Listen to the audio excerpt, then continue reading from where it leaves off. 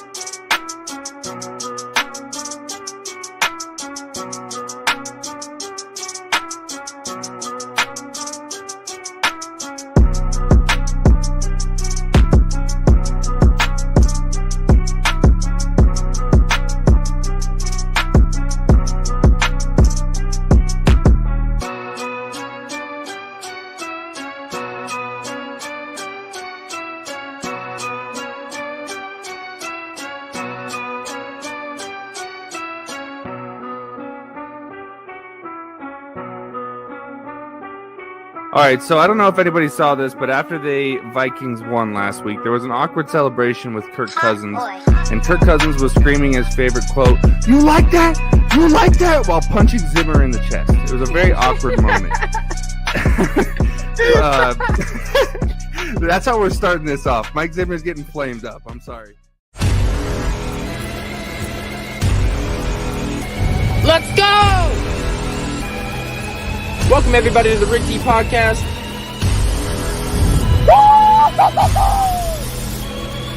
Fucking let it ride then. How about them Cowboys? Poyer over McGregor any day. The Rick T platform is live right now.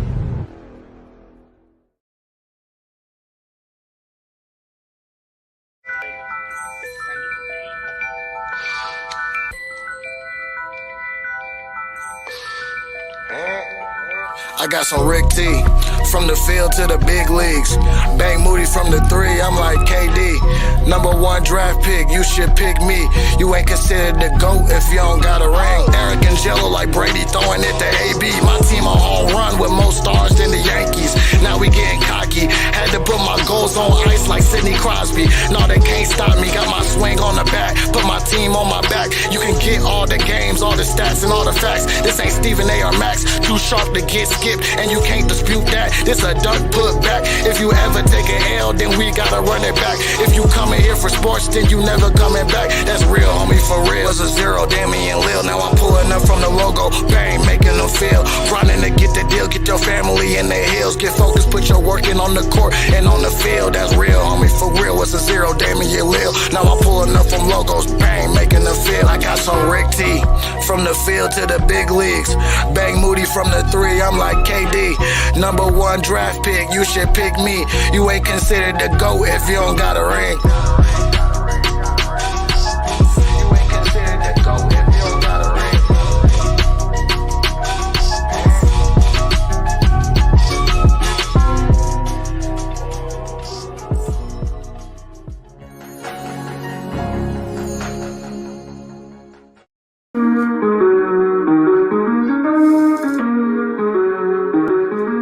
Yeah.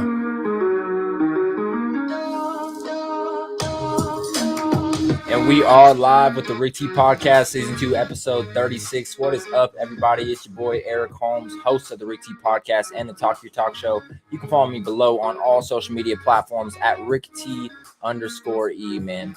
As you guys know, I do not ever do this show alone. As you guys know, I got to bring on my co-hosts, my boys, to talk some sports with me. So bring him along now. Is the co-host of the Rick T Podcast, the host of the Cookouts and Fistfights Podcast, Justin Sanchez. How you doing, Justin? What's good, man? It's a good playoff Saturday, man. Yes, sir, man. And for his very first appearance here on the Rick T Podcast, man, we got to bring on the boy Serge, but to do it the right way, let's go ahead and give him some music. For the first time ever joining us here on the Rick T Podcast, Sergio Spinks. What's up, boys? What's up, y'all Serge? having me on the show, man. Sorry about I've been trying to hook up to this damn Mac, man. It's giving me issues, so You're good, man. sorry about the phone situation, but hey, I would like to just start out real quick. Thank y'all, man. Thank y'all for the opportunity. I'm excited as hell to be with you guys. I'm saying you guys are my boys. We've always, we do this, man. We do this, man. So I'm excited and just love, bro. I appreciate y'all letting me be a part of the team. Of course, man. Of course. We appreciate you for joining the team. As you guys know, not everybody has this talent to do this job. It's not an easy job. It's definitely hard keeping up with all games, all sports, making bets. It doesn't matter what we're doing, man. So we appreciate you for joining us here on the Rick T Podcast, Sergio. But like I said, man, joining us on the Rick T Podcast, man, I got my boy Justin. I got my boy Serge. We're going to sit here and talk some NFL football. As you guys know, the playoffs are getting right ahead into it, man. So let's talk about some stuff, man. NFL news here on the Rick T Podcast, bro. Let's get straight into it. Today's games, we had the Bengals ranked 4 at Titans ranked 1. They had the first round bye. The Titans were a -4 favorite, over under 47.5. As you guys know, the Bengals did go ahead and defeat the Titans with the last second field goal. They ended up winning the game 19-16. Before I pass it to you guys, let me just read off some stats real quick.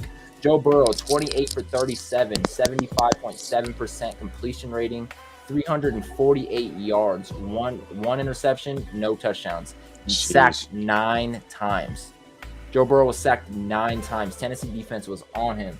Joe Mixon, 14 rushes, 54 yards, 1 touchdown. His longest rush was 16 yards. On the receiving end, Jamar Chase, 6 targets, 5 receptions for 109 yards, no touchdown. T. Higgins, 9 targets for 7 receptions, 96 yards, no touchdowns. And C.J. Uzomah, 8 targets for 7 receptions for 71 yards, also no touchdowns. Evan McPherson, though, the kicker for the Cincinnati Bengals, 4 for 4. His longest was 54 to win the goddamn game.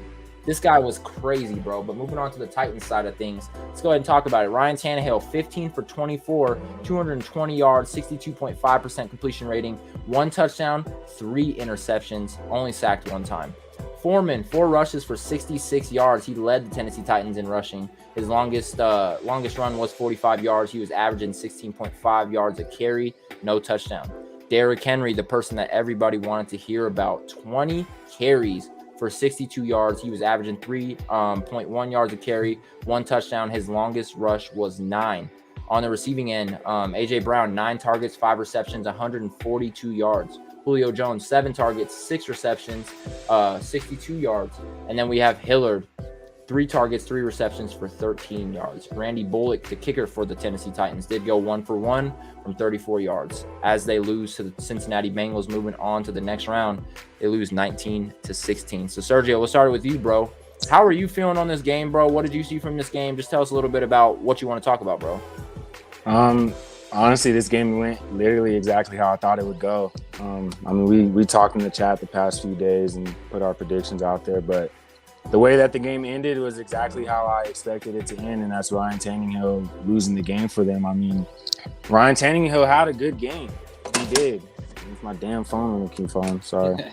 Ryan Tannehill had a good game. I mean, but he's known to have a great game and then just out of nowhere throw this ridiculous pass. I mean, if y'all seen the pass, it's like, bro, you're throwing the ball to Julio Jones the whole game. He's catching the ball. You got A.J. Brown. And then they just throw this comeback route to this other receiver. It's like, why not just run the ball again? I think that was their downfall. I think even though they still ran the ball a lot, they did. But this is kind of what I was expecting to happen. Just Derrick Henry continuing to run the ball, but he really wasn't running it that well. Like you said, he only had about 9 yards as his biggest carry. But he's coming off a broken foot. He has a metal rod in his foot. So this is kind of exactly what I'd expected when it comes to Derrick Henry rushing under 100 yards. Great game by Joe Burrow. The fact that he got sacked 9 times and still won the game is insane. So honestly, I think the Titans lost the game for themselves. More specifically, the offensive coordinator. I didn't really understand that play calling at the end, bro. I mean, well, do you remember in the first quarter when I said all I needed Tennessee to do was cover in the first? Like, they just needed to win the first quarter for me to win my bet type deal. And they went for 2 and ended up losing the first quarter. They were tied 6-6, ended up going down in the first quarter 6-9.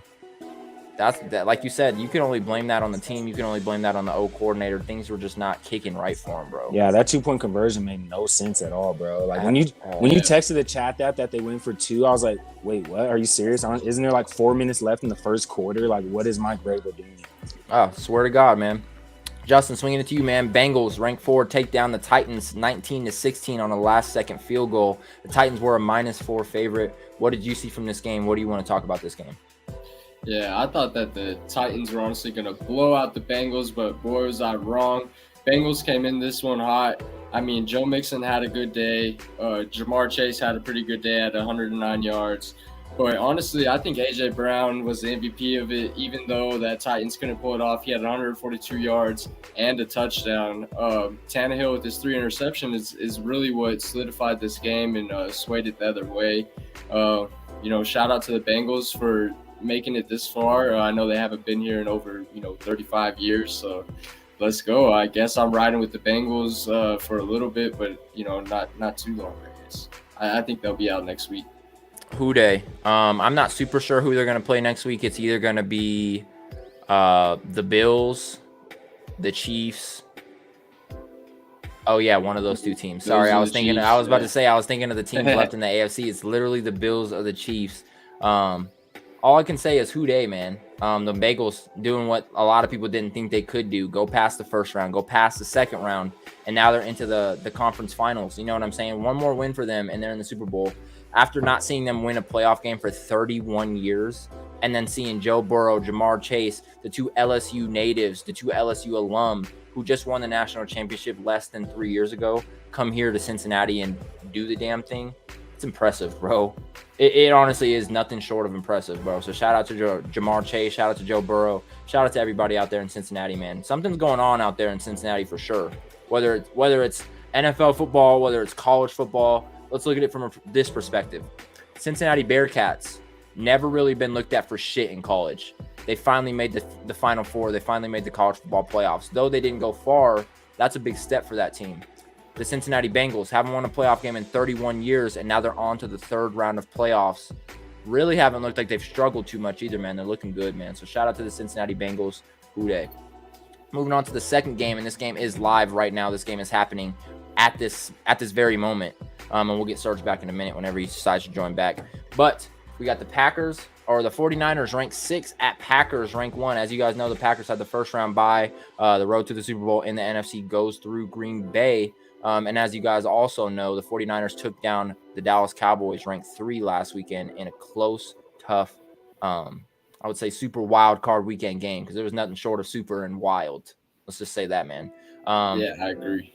But just right off the bat, don't have too many stats for this game, but I can tell you guys the score and what has been going on so far. So just looking at this game right now, it is live. Like I said, San Francisco is down. They're trailing the Green Bay Packers 3-7 in the 3rd quarter with 2 minutes and 2 seconds left. So this game is a lot closer than a lot of people expected. But just looking at a couple quick stats, I won't be as long as the first game.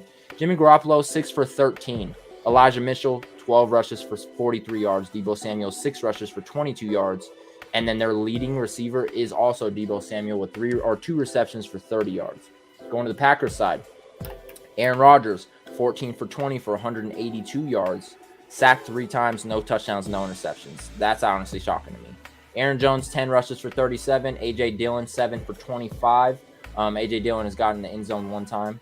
And then receiving leaders, believe it or not, Aaron Jones is leading the Packers in receiving with 7 receptions for 126 yards. Jeez. Yeah, he's going he crazy. Took off. He had like an 80 or 90-yard game. I seen that. He should have scored, but he wanted to play. He wanted to juke around and do all that crazy stuff. Right. And then second receiving is Devontae Adams. He's 7 for 7 for 81 yards, no touchdowns so far, which is hurting my fucking parlay. Facts. Say that. But Sergio, swinging it to you again, bro. What have you seen from this game so far? I know there's a whole quarter and a half left, but being it's less than a 1-score game, the game is literally 3-7. How are you feeling about this game? What are you seeing from the 49ers? What are you seeing from the Packers? Honestly, I like this matchup, man. Like you said, a lot of people really thought that this game was going to be a blowout. And I was just at a distillery with my pops, man, and we're watching the game, and like my pops is sitting there saying like, oh, they're about to get blown out. And I'm just sitting there like, I don't know, man. Like, I don't think the 49ers are just going to allow themselves to just get blown out, especially with the Packers having not, like, the best defense, especially rush defense. I kind of wish Deebo Samuel would get involved a little more. They are in Lambeau Field. Like you said, it's super tough to play there. The wind chill is feeling like -4. But Green Bay, I honestly haven't been able to watch a ton of this game because I kind of been on the road today, but I did watch the first half.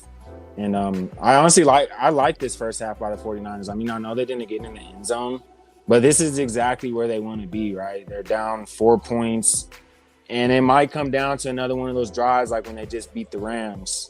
So I'm really thinking that, does Jimmy G really got it in him? That's the question. And I think he does. We've seen Jimmy G go down the field and score game-winning drives.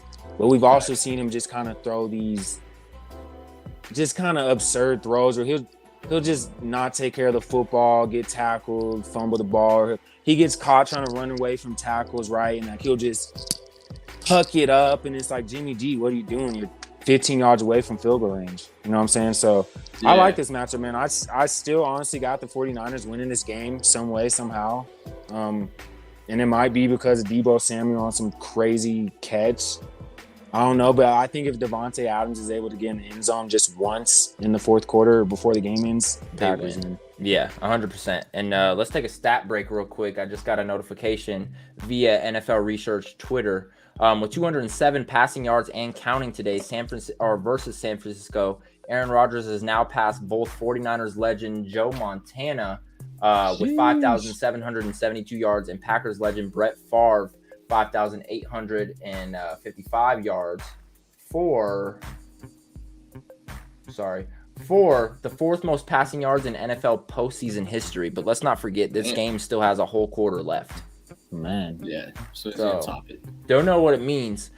Justin, coming to you, man. 49ers ranked 6th, going to the Packers, going to Green Bay to play Aaron Rodgers, Devontae Adams, and the rest of the Green Bay Packers. They're only down 3-7.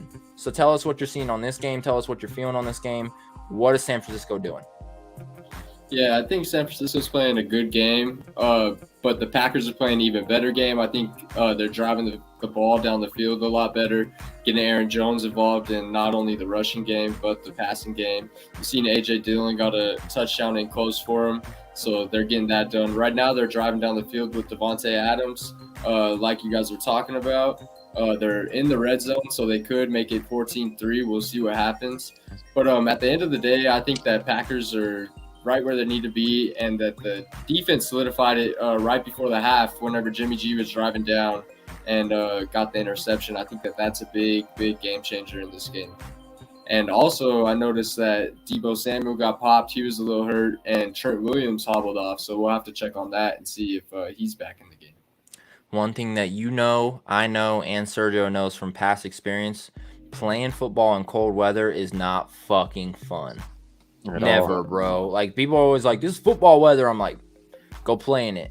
Go play in it and tell me that shit. It's like, go make a tackle and have snot coming out your nose. Dead ass. Have someone bullet pass you on a fucking slant route with your fingers frozen, dog. Like, that shit, it ain't fun, bro. Playing in the snow is not fun, and that's why Green Bay is so goddamn good at it, man. They're used to it. That's their home. They practice in that shit. They live in that shit.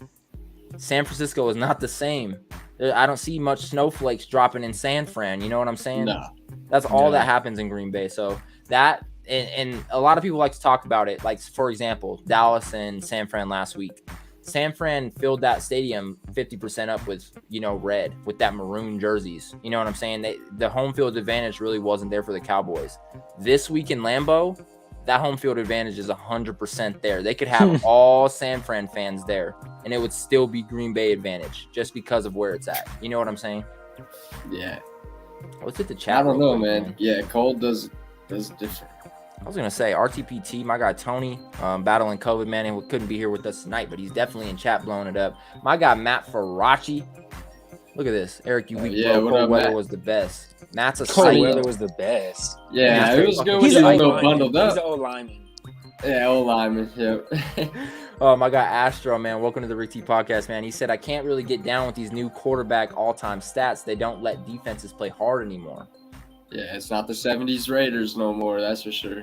And just bringing that up, bro, I was watching Man in the Arena the other night with Haley, and I remember they were showing that play when I don't think it was Charles Woodson, but when one of the Raiders hit him in the playoffs from behind and he fumbled. It was Charles Woodson. Was it Charles Woodson? And they called it back, and that's when the tuck rules became a thing. Yeah. I was like, oh my God, bro. But that's, for example, they don't let these players do that shit anymore. You know what I'm saying? These guys, Michael Strahan, getting sacked, smoking quarterbacks from behind. You don't see TJ Watt. You don't see Joey Bosa being able to hit those quarterbacks like that. You know what I'm saying? Yeah, there's no big hits on them anymore. It's kind of more just like a friendly hug, and he kind of just uses his weight to just kind of push the quarterback. And if you do hit him, you're getting a flag. They'll flag the shit out of you. Honestly, I tell my girl this all the time, though. I'm like, certain quarterbacks, I wouldn't give a fuck about a flag. I won't Baker lie. Mayfield. Baker, Pat Mahomes. Like, if I had a chance to hit one of these dudes on the sideline, say you hit Pat Mahomes going out of bounds. He's running out of bounds. He's trying to teeter-totter the line, and you smoke his ass. They flag you. You just got flagged for hitting $500 million, baby. Yeah, that's worth it to me. That's worth it, all right? You're not the only one that feels that way. Remember when Myles Garrett took off his helmet and blasted Mason Rudolph in the face, right? Right in the face. He didn't give That no was shit. insane. And he's still in the league. That's what's crazy. I like Myles Garrett, so it's whatever, but wouldn't you think you'd get exiled or some shit like that? Yeah. He got fined or suspended one game. That shit didn't do nothing. That Straight shit just didn't do nothing. blasted him with his helmet. Facts, bro. Oh. No. Ooh, I just seen Devontae Adams get his shit fucking popped. That boy Fred Warner, right? Fred Warner's been killing it today. Fred Warner is fucking amazing, bro. When I seen him go down versus the Cowboys, bro, I was like, oh my gosh, they're about to get smacked by the Packers. But then once I seen him, I was a little happy when that happened, just because I thought we had a chance. But I know you were. We didn't. We didn't have. He's no all chance, over. man. He's, he played cornerback and safety, I believe, in high school. High school or college. He's got that speed and stuff like that. Just gained that size a little bit. Yeah, exactly. Oh yeah, he's amazing, man. Moving on, we'll talk about these games a little bit more in our pick'ems here a little bit later on. But we do have the Rams, ranked 4, playing the Buccaneers, ranked 1, coming off the first round bye tomorrow at 3 p.m. Eastern time, 1 p.m. Mountain Standard Time. The Bucs are a -2.5 favorite, over under 47. The next game, the Sunday night game, we got Buffalo ranked 3, and this game means a lot to a lot of us, and we'll talk about that here in a second. But Buffalo ranked 3 at Chiefs ranked 2 tomorrow at 6:30 p.m. Eastern, 4:30 p.m. Mountain Standard Time. The Chiefs are a -1.5 favorite, over under 53.5. This is going to be one of those games where you hammer the over. You know what I'm saying? Both teams can score the ball, man. But we'll, like I said, we'll talk about these a little bit later in our pick'ems and in our new segment, Sergio's Game of the Week. But just talking a little bit about the Bills real quick, man. Buffalo's opening drives versus the Patriots last week. And they also became the first team in the Super Bowl era to open a playoff game with with a TD on 7 straight drives. So drive number 1, 9 plays, 70 yards, touchdown. Drive 2, 10 plays, 80 yards, touchdown. Drive 3, 10 plays, 81 yards, touchdown. This Drive hurts. 4, 89 yards, touchdown. And this is not to bash the Patriots. This is just so the glory of Josh Allen and the Bills, bro. They went crazy on y'all last week. No, yeah, bro. Josh Allen, bro, he's a bucket, bro. That dude balled out, man. Bro, 7 straight drives just driving down the fucking field. There's no way you win that game when that happens. When they're on like that. Definitely not, bro. It's tough, man. So this game is going to be a banger.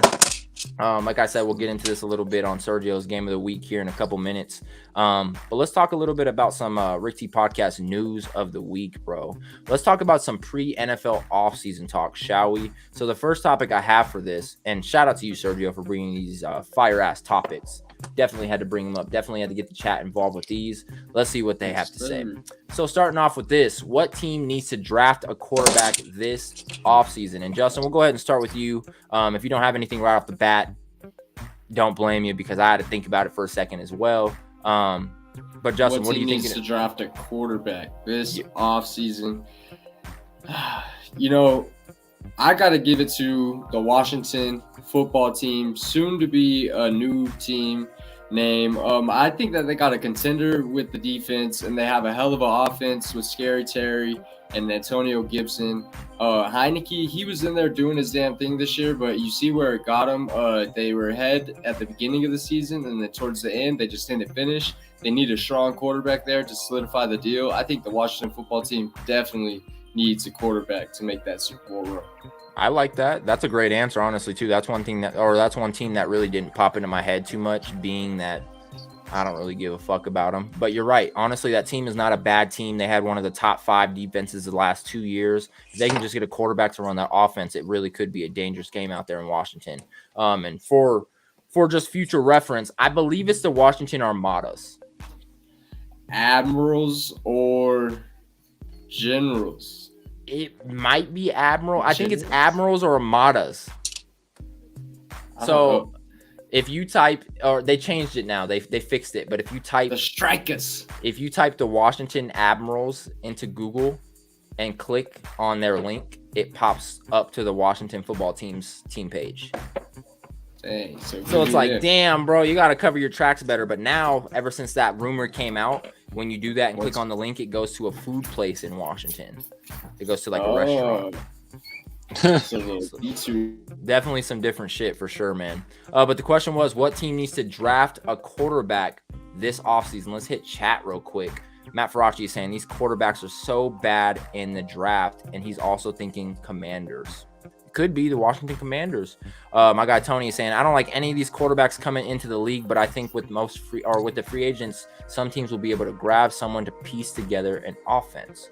So that wasn't the fucking question. The question was what team needs to draft a quarterback? So let me go ahead and hit this real quick. My personal opinion on what team needs to draft a quarterback, and I've been saying this for 17 weeks now. The quarterback for the Pittsburgh Steelers in 2022-2023 is not on that roster. It's not Big Ben. It's not going to be Big Ben. It's not going to be Dwayne Haskins. It's not going to be Rudolph. They really don't have a lot of choices. You guys said it right there in chat. There's not a lot of teams that have a lot of choices coming in with quarterbacks coming into this year's draft. But the Steelers really don't have a choice. That's not necessarily a hot spot destination for free agents. They don't necessarily have a super power team that people will want to join to build around. I think the Pittsburgh Steelers really have no choice but to draft a quarterback this coming draft. And it's not like they have the best spot in this year's draft either. So they definitely have to make something work for them. But that's my personal opinion. I got Astro in chat saying the Colts. Not bad. Sergio, swinging it to you, man. What team needs to draft a quarterback this offseason, brother? First, I would just like to tell bro, like, give Wentz another year, man. Give Wentz one more year. Facts. I like Carson Wentz, man. But on to the question. I want to say the Broncos, bro. But it's like I feel like the Broncos might be able to pick someone up in free agency just out of the blue. Maybe Deshaun Watson if they figure something out what's going on with that dude. But a team that needs to draft a quarterback, I'd have to say either the Broncos or, like you said, the Pittsburgh Steelers for sure, because Haskins isn't going to be their quarterback. Big Ben's probably out of there after this season, you know. So it's like I really hope they're planning on either picking up a quarterback in free agency or really buckling down this next season. Because like one of the guys just in the chat just said, there's really not too many good quarterbacks in this draft. I mean, there's probably a few decent ones, but nothing that I don't think the Steelers would want to sit there and use their first round pick for. So I would say the Steelers, man, but I'd say the best bet for them is to just maybe this upcoming season, see how they can kind of get some salary cap and, you know, free up some space. I don't know if they could just sign a max contract for one of their linemen or shoot, Najee Harris, man. I know he still has probably 2 seasons in his rookie contract. Oh yeah. So I would say their best bet is maybe trying to see if they can get him a contract extension to free up some cap space so that by the time the next draft comes, which I think there will be some good QBs in, that they'll be able to sign not only pick a good quarterback up in the draft, but immediately go for free agency and get a really good receiver or a really good lineman or someone that could really contribute to help that newly drafted quarterback. 100%, bro, because these quarterbacks out here, and you guys seen it with Trevor Lawrence, Zach Wilson, they need help. You can't just throw them into the fire and expect them to fucking come out, you know, made of gold. That shit doesn't happen, bro. No. I got Astro saying all that quarterback movement they were talking about last offseason will happen this year. My guy Matt Ferracci is saying Pickett playing for Pick, then playing for the Steelers would be sick. So that is the best quarterback coming out of this year's draft. Let's be 100% honest. There's no Spencer Rattler coming out, and I know not a lot of people like Spencer Rattler, but there's no one of his capability coming out. There's no Kyler Murray's coming out. There's no Baker Mayfield's coming out. There's no quarterbacks that we see in college right now that go, that guy's going to lead my franchise to the next level. Like there's just not that guy this year. I don't think I could think of one. That it truly happens, and a lot of people are like, man, the quarterback class is trash this year. What does that mean? That one other position is stacked somewhere, and this year I'll tell you, it's defensive ends. There's a bunch of defensive ends that are going to come out this year in the first round, and that are actually going to do something. Georgia's whole defense could get drafted. That's funny. All the linebackers, the secondary, and that line is icy. Yeah, but like you said, Matt, him playing for Pitt and then going to Pittsburgh, I think he's actually a Pittsburgh native too, like staying at home your whole career type deal, high school, college, NFL, until at least, your contract ends or you fuck up or get traded or something like that. That would be dope. That's definitely an experience not a lot of players get to live. So for Kenny Pickett to possibly be a Pittsburgh native the rest of his career playing, the sport that he loves is big time. I won't lie about that. But that was great answers to that. What team needed to draft a quarterback this offseason? Let's move on to the next question, fellas. What team is one quarterback away from being a Super Bowl contender? And let's start this with you, Sergio. Just go backwards on this one. In your mind, what team is one quarterback away from being an actual Super Bowl contender? They don't need to rebuild a whole team. They just need to add one piece at that driver spot, and they're good to go. I'd like to say the Denver Broncos, man. I mean, I'm not that big of a Denver Broncos fan, but they got a good team. I mean, they got Williams at running back. A lot of people really didn't expect him to have the season that he had. I know Eric's been praising him all season. That dude's a stud. They still got Jerry Jeudy coming in on his second year. And I personally do like what's that quarterback's name? Drew Lock. I personally do like Drew Lock, but he's really not a quarterback that I think can really take them to a winning season. Not even close. So I'd say that the Denver Broncos are one good quarterback, one good Deshaun Watson possibly away from being a contender. I mean, they still have a really good defense. I mean, they have Justin Simmons, one of the best safeties in the league. They still have Surtain, who's about to be coming in on his second year. Amazing cornerback. He showed that he can play, he can ball out, he can cover the best receivers. So I'd like to say the Denver Broncos, man. I really think they could pick up a really good quarterback. I think they'll find their way into the playoffs, and being the Denver Broncos and the defense they've always been known to have, if they make the playoffs, they'll immediately be some kind of Super Bowl contender in my eyes. That's facts. And Tony's saying biased answer Broncos. I've heard an analyst on ESPN say it too. You've heard an analyst on RTP say it as well. So it must be true, bro. You know what I'm saying? Like the Denver Broncos are one big quarterback away from being back to the Super Bowl in a lot of people's opinions. They lost some really close games this season too, man. Like I really think that division was tough though, man. That division was really tough this season. And honestly, maybe one of the best divisions in about 2 seasons. I'd say that's gonna be the best division in football. 100%. My guy Astro saying Colts again. See, this question and this answer is a little bit better because it's not like a replacement, but you're saying that team is talented enough. If you get like an actual stud at quarterback, then that team is going to be really fucking dangerous. It's not to say that you're trying to get rid of Wentz. Let me go ahead and tackle this question real quick. What team is one quarterback away from being an actual Super Bowl contender? This answer may be a little bit premature, but I've been saying it for, I would say, the last 5-6 weeks. The Cleveland Browns, bro. That team is not a bad team. They have a stacked defense. Nick Chubb, Kareem Hunt. They did get rid of Odell, but let's not pretend like Jarvis Landry can't do the damn thing by himself on the outside. That team is stacked. And I'm not saying that Baker couldn't be that guy because Baker was supposed to be that guy. He was a first overall pick, and last year he brought him to the playoffs for the first time in who knows when. But watching him play this year, watching him go through all those injuries, watching him kind of, especially that last game that they played, he didn't really look like he wanted to be out there. And that tells a lot about the story for morale for me. Like if Baker is not willing to go out there and play his heart out on the last game of the season, playoffs or no playoffs, do you really actually want that quarterback leading your team? Is that quarterback actually going to lead your team to success? So I personally feel if the Cleveland Browns got themselves an absolute fucking stud, the Cleveland Browns would be really dangerous and really be in that Super Bowl conversation talk once again, like they were last year, honestly. Justin, handing it to you, brother. What team is one quarterback away from being a real Super Bowl contender, in your opinion? I'm going to take a shot, and I'm going to rub that crystal ball. You know what I mean? Might have to put my foot in my mouth, but I'm going to say the San Francisco 49ers. Like I said, after seeing the way they ended the half, they were in the red zone, had to take a good chance to tie up the game at half, swing the momentum. Jimmy G throws an interception. Now I'm watching him. He's getting sacked. They're driving down the field, but I don't think they're going to be able to get it done. I think San Fran is one quarterback away from being a real contender in the Super Bowl. Obviously, they're in the playoffs, a tribute to Trey Lance and Jimmy G, and great coaching by Kyle Shanahan, and, of course, that defense and the big playmakers. But is Jimmy G the guy? I don't think so. I think that San Fran does need a guy. See, and I was thinking that too. I didn't say it because they had Trey Lance, but we don't really know if Trey Lance is that guy either.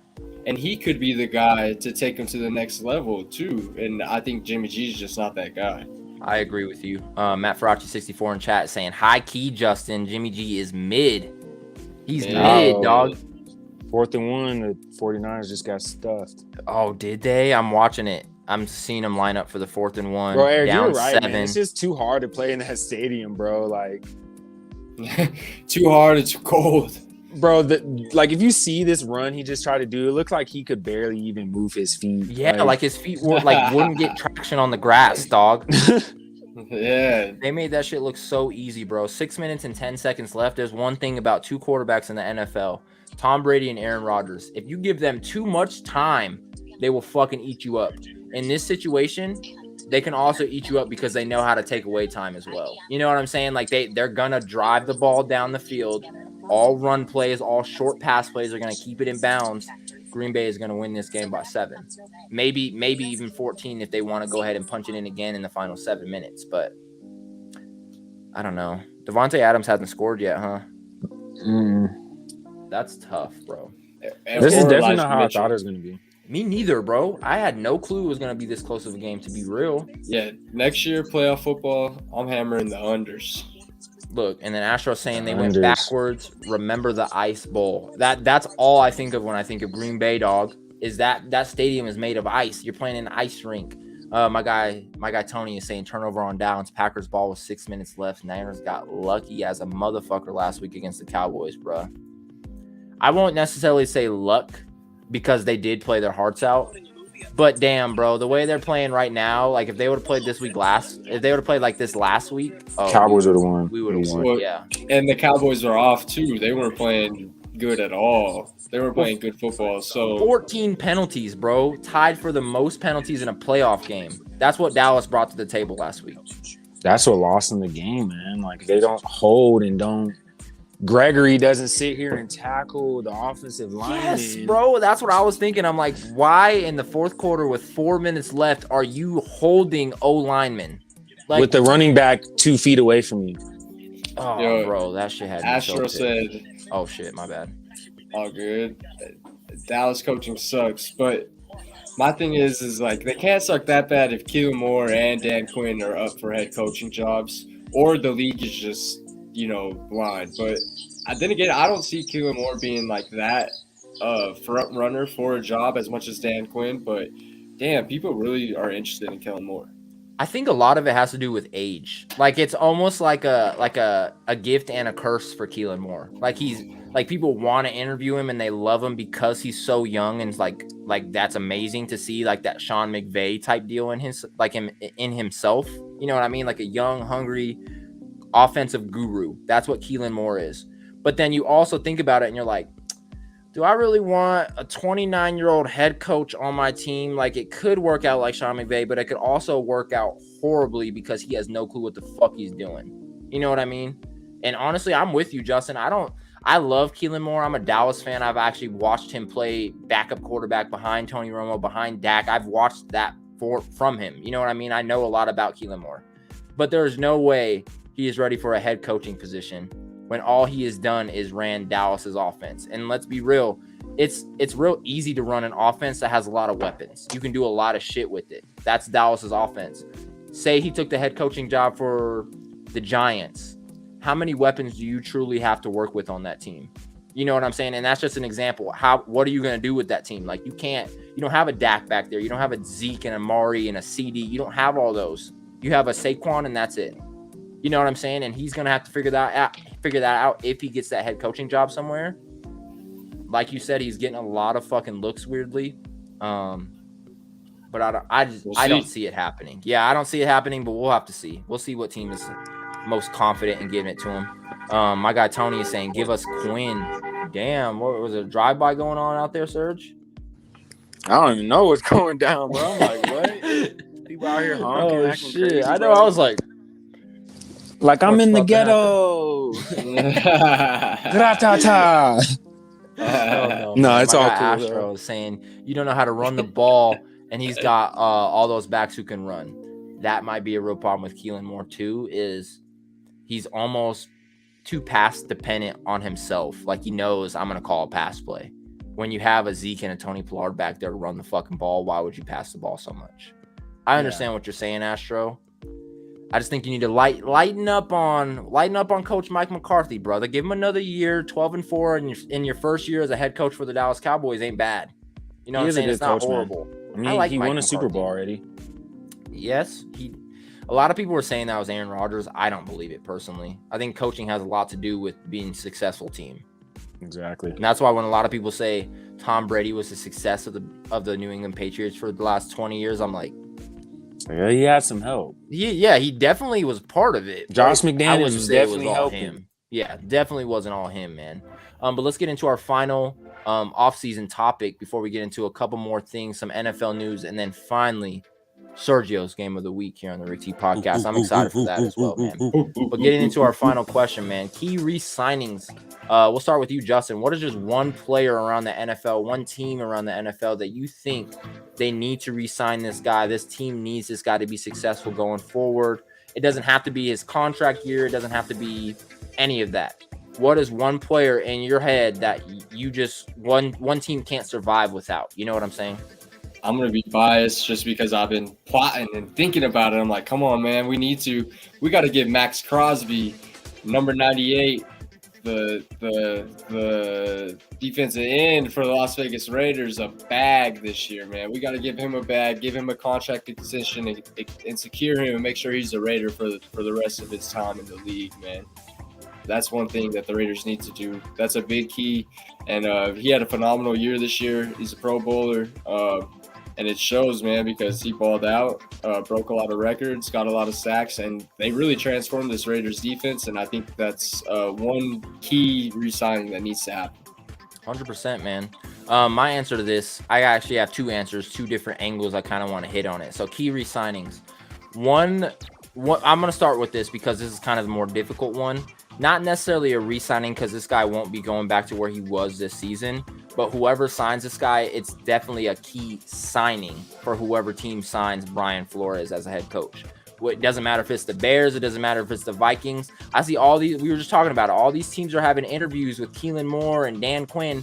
Fuck that. You go for Brian Flores. That should be your first choice and your only choice. If you can't get him, then you look elsewhere. But that should be your only choice of head coach that you're going for. Whatever team sign him, that's definitely a key signing for them. But one player that I do think needs to come back, and I think this team should give anything in the book for him. We're watching him right now on television. Aaron Rodgers. As you guys know, he went through all that offseason shit last year with the Green Bay Packers. I'm not coming back. I'm not playing. I'm going to host Jeopardy. I'm going to retire. He went through all that extravagance and shit.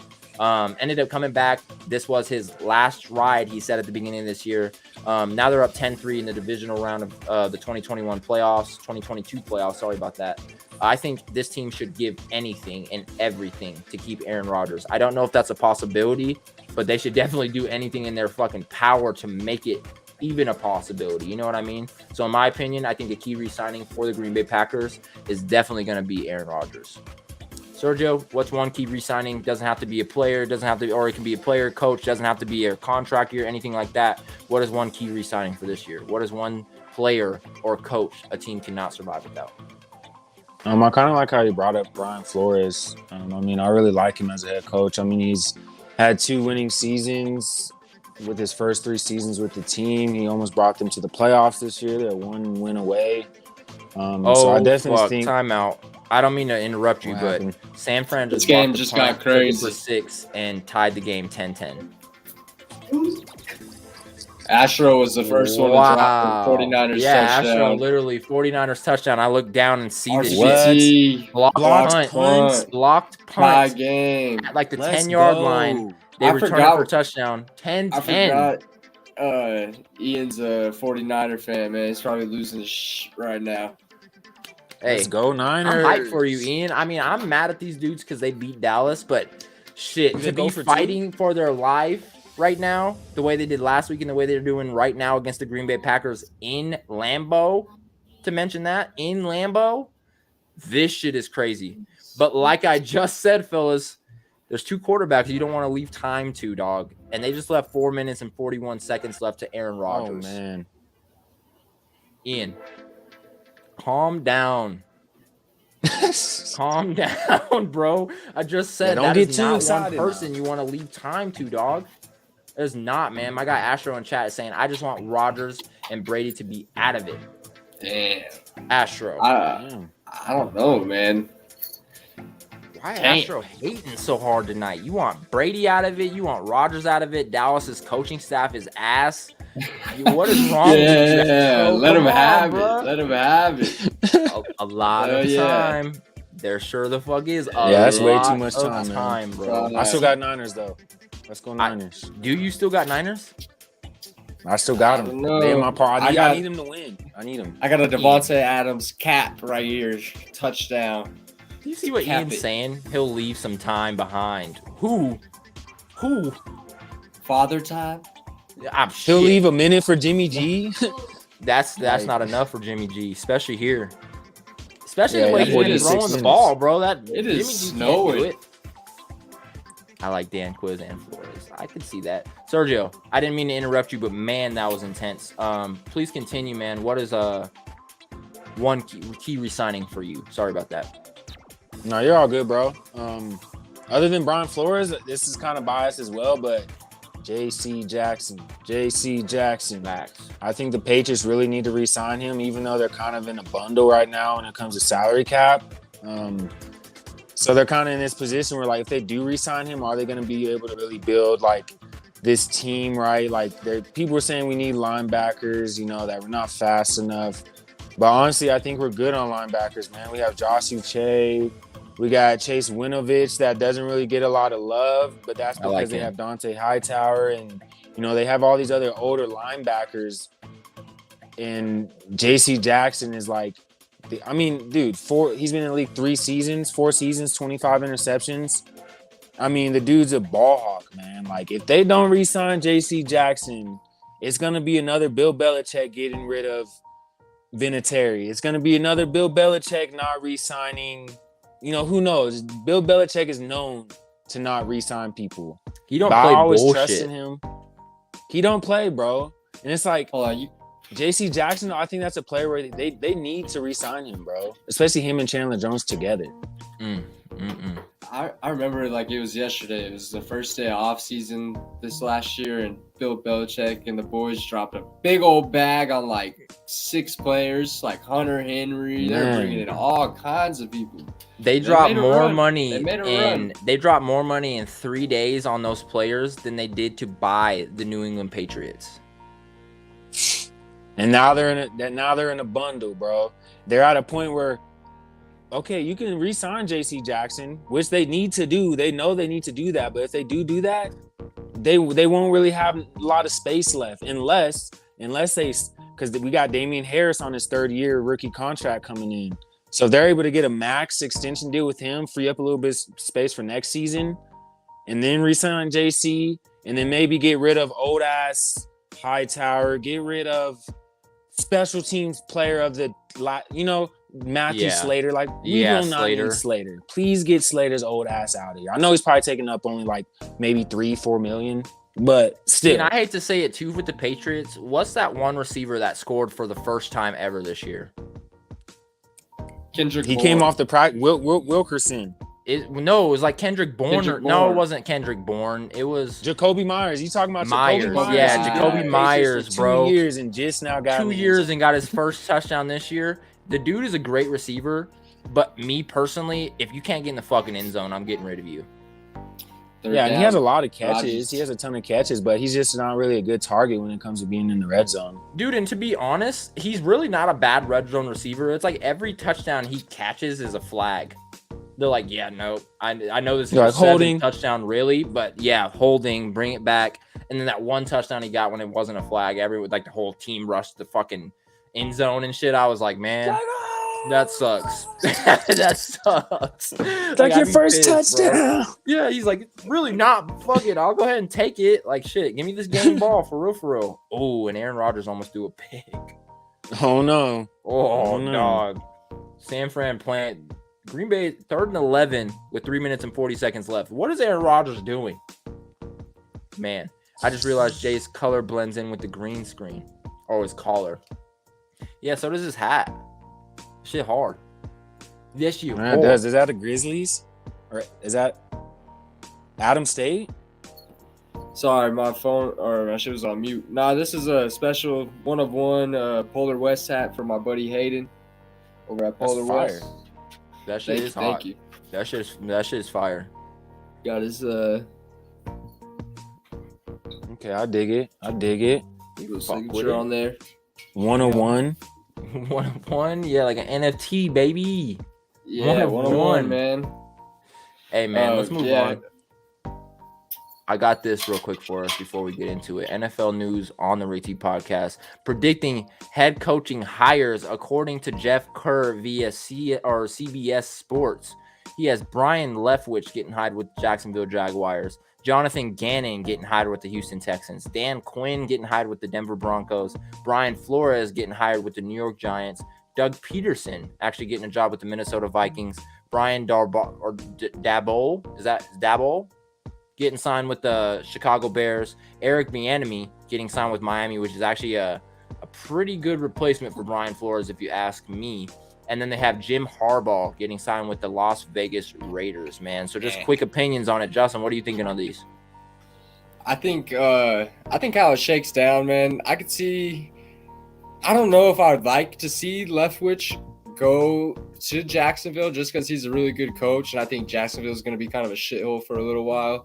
Jonathan Gannon, I think he fits perfect over with the Texans. Dan Quinn, bring him over to Denver. We'll spank him good twice a year, like we usually do when they're on the Cowboys. Brian Flores, that's the one I'm rooting for. I'm hoping that Brian Flores and the Giants come to terms and could bring on Deshaun Watson as well. That would be fun to watch.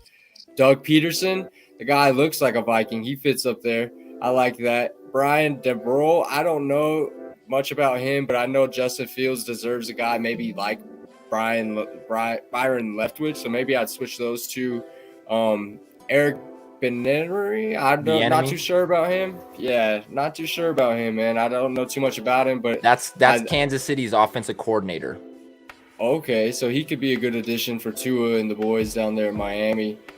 Moving on to the Raiders, man. I hope we keep Coach Bisaccia in the building at least, and as a head coach, honestly, but we'll see. And I don't think Jim Harbaugh is going to come to the league, man. He's having too much fun down there in Michigan. And look at all the damn talent that he has in Michigan, and they haven't been able to do anything. So I'm confused as why. This year was his first successful year since being in Michigan.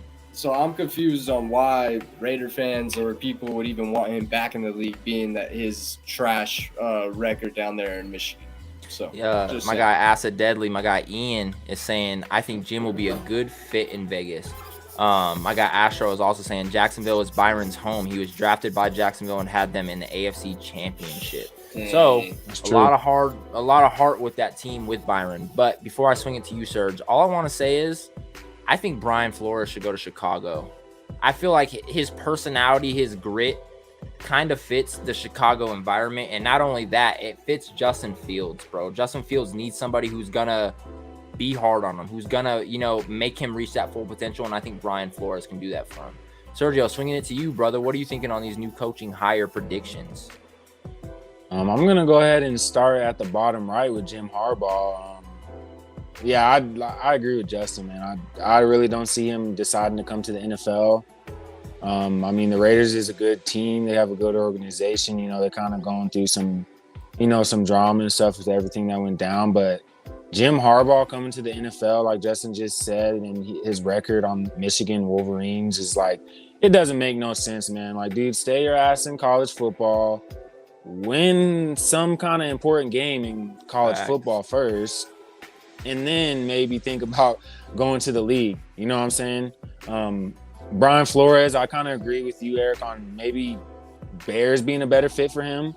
I mean, the Giants just have too much they need to fix, man. I mean, they're dealing with Saquon, who's always getting hurt his past few seasons, even though he's an amazing running back. Their line is just, I don't even have to say it. Their line is really bad. Shit, bro. Their defense is always hurt. So Brian Flores to the Giants, I don't really like that move. Kind of seeing him on the Bears would be nice because the Bears have a good team, man. I mean, they have a few good receivers. They have a good running back. Their lines. They have a future at quarterback too. That's all that fucking matters for a lot of teams. Yeah, you don't have a future at quarterback, your team is struggling, and they have a future. Yeah, 100%. Man. I think oh boy's gonna have a good season next year, man. Honestly, I think a lot of people are hating on him this season, the Ohio State cat, but I mean, I think next season he's gonna ball, bro. Doug Peterson to the Vikings, that kind of sounds nice. Mm-hmm. I think that'll fit very well, especially him being on the Eagles, who is a very dominant run team. And then you go get Dalvin Cook, who also runs the ball majority of the game. Those other coaches, honestly, other than Brian Leftwich, I'm not too familiar with. Yeah. I kind of agree, though, on that, too. Maybe Brian Leftwich. I kind of would like to see Brian Leftwich maybe to the Giants might fit him a little better, even though the situation's worse. But I think Brian Leftwich to the Giants and Flores to the Bears would look a lot better. I like that too. Those other coaches I haven't really heard too much about. I'm not too familiar with those.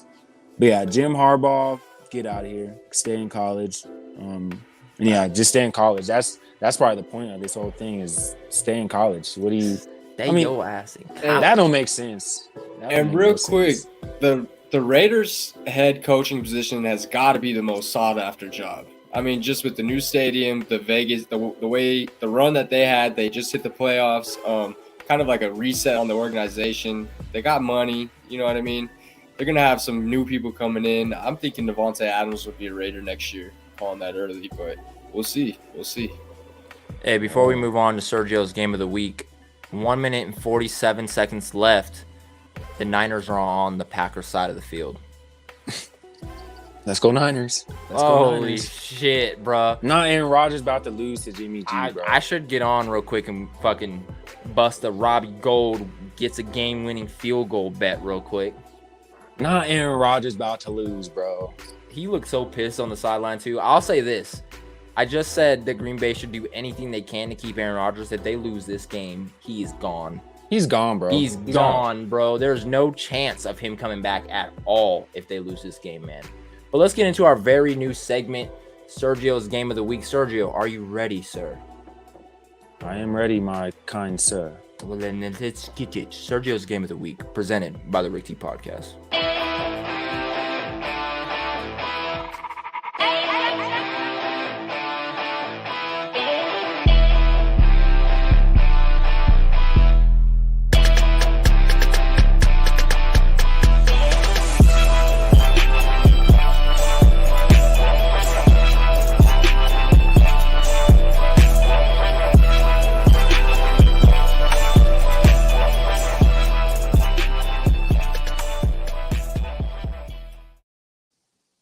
Sergio, what do you got for your game of the week this week, brother? All right, my boys. Game of the week this week, I got the Buffalo Bills at the Kansas City Chiefs. This game is going to be amazing, man. These teams already met in week 5, and as you've seen, it was touchdown after touchdown after touchdown. So I'm just going to get it going. So we got the Buffalo Bills versus the Kansas City Chiefs tomorrow. It's the game I'm most looking forward to. I'm sure there's a lot of other people really looking forward to this game, not only because the two quarterbacks that are battling against each other, the AFC rematch, the drama that's going to be going down. And yeah, like you can see, these two teams met in week 5, and the Bills actually won this game 38-20. And they had the ball less and had about 9 to 10 less first downs in this game. So the difference in this game was turnovers, right? So Patrick Mahomes threw 2 interceptions. He had 2 fumbles. He still threw 270 plus yards, 2 touchdowns, 61 rushing yards. Then you have Josh Allen, who took care of the ball, didn't give the ball away not once, rushed for 59 yards off of 11 carries, and also threw over 200 yards. So both quarterbacks had a good game. But the difference in this game was the turnovers. So on to tomorrow's matchup. We got the number 1 defense. We got the Buffalo Bills, who have the best defense in the league. And then the number 1 defense in the league. Then you got the Kansas City Chiefs, who have one of the worst defenses in the league, at least for the regular season. But this is also a Kansas City Chiefs team that is very athletic. You still got Tyrann Mathieu. You still got that amazing D tackle who sometimes comes to play, sometimes doesn't. It's going to be a good game, man. So we're going to have a really good offense going against a really mediocre defense. But then you also got Kansas City. They're a team that you can't never really count out. So with that being said, it's going to be a tough battle, bro. Honestly, I got the Bills winning this game 34-20. I know it might sound kind of crazy, but based off how I watched them play in week 5, I really think the Bills got it in them. And you got Josh Allen, who lost last year a week later, right? So I'm super excited that this game is a week earlier than last season. The fact that we get to see them in the divisional round and not the AFC Championship game is just amazing to me. So I really think Josh Allen's going to have that extra push to really get past Mahomes and say, hey, I beat Mahomes. I'm ready for this next level. But then you also got Patrick Mahomes, who's a quarterback that has brought his team to the playoffs every single season since he's been drafted by the team. So we got 2 quarterbacks that are going to be fighting. They want to get into the Super Bowl, but the difference in this game is going to be turnovers. If the Chiefs don't turn the ball over and they take care of the ball, I believe the Chiefs win this game easy. And when I say easy, I don't mean they win by 3-4 touchdowns. I'm just saying like they have control throughout the whole game. But if the Bills are able to get any turnovers, the Chiefs are going to be in trouble, man, honestly. So game of the week, Chiefs, Bills. I got the Bills winning this game 34-20. If the Bills offense continues to be explosive like they've been the past few weeks and take care of the ball, they should win this game in a scoring frenzy. But the Chiefs are in a little bit of trouble, man. They have a couple injuries. But if they come out how they did against the Steelers, it's not going to be a good one for them. They're in a lot of trouble if they decide to come out slow because the Bills have been coming out extremely fast the past 2, 3, 4 weeks. So I'm excited, man. Game of the week, Buffalo Bills, Kansas City Chiefs. I got the Bills.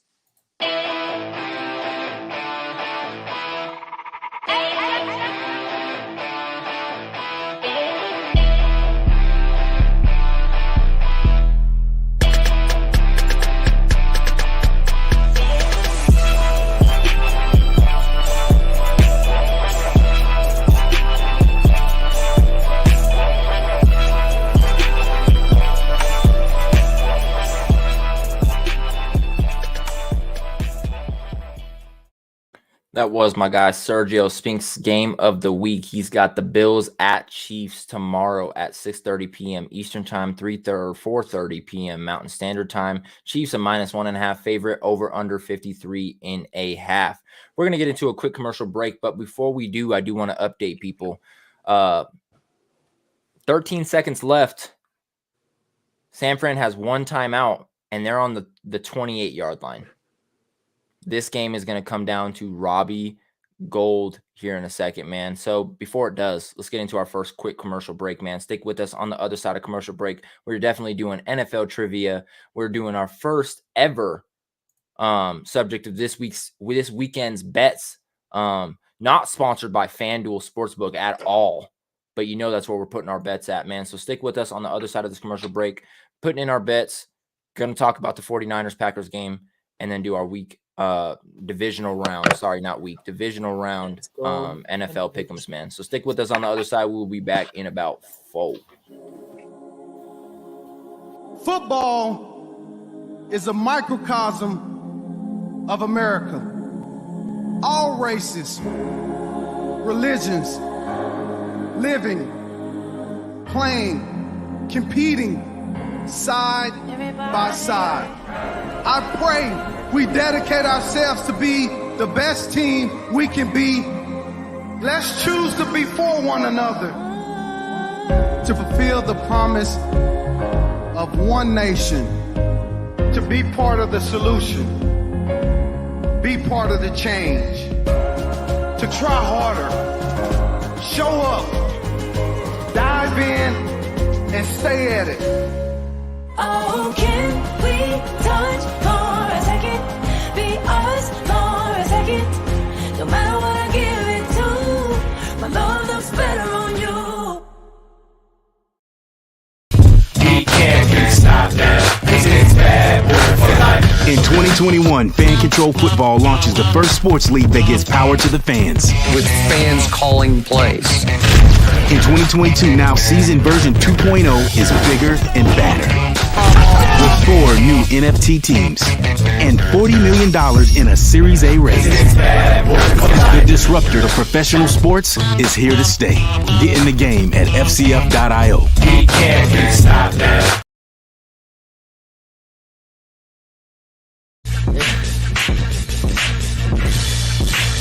Y'all want to have a dance battle?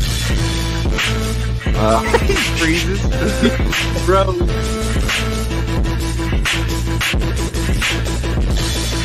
Oh, shit. Yo, New York's getting it poppin'. Chicago, what you got? Hey. Oh, Tennessee! Tennessee. Sacramento! LA! Oh my god, this is just way off. Minnesota! No, bro, I'm shutting this down. Let's move on. Jacksonville!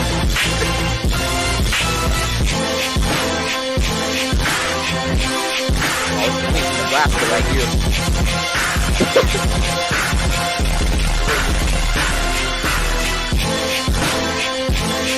Hey, let's hit Kansas City! I can do that one. Hey! Dang it! Hey, you gotta pull up. Hey, let's hit Montana! Oh, shit, Montana's going stupid. Brooklyn! Nah, bro. Get the fuck down, bro. New Jersey! Damn. Denver! This is the Repeat Podcast, Season 2, Episode 19. I am your host, Eric, along with Jello Retro to Tony Cage. We are out of here.